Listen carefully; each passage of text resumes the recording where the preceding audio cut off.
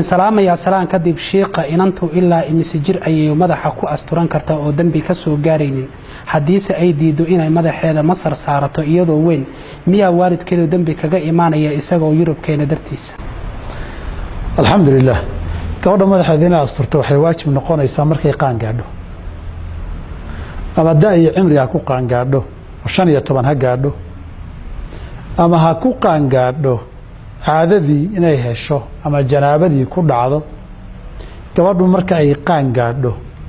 ayaa madaxeeda inay qarisi asturaadeedu waajib noqonaysa qofsuna halkaan bay ahkaamta takliifta iyo waajibaadku kaga bilowdaan rag iyo dumar baqaan gaadhka waalidkeed haday iyadu weynaatay waajibkoodina ay guteen ay waajibkeeda bareen nusxigiya talada ay lahaydna ay siiyeen iyadoo ficilkan ay samaysay dambi kuma laha keenistii laakiin guud wixii dambi ay yeelato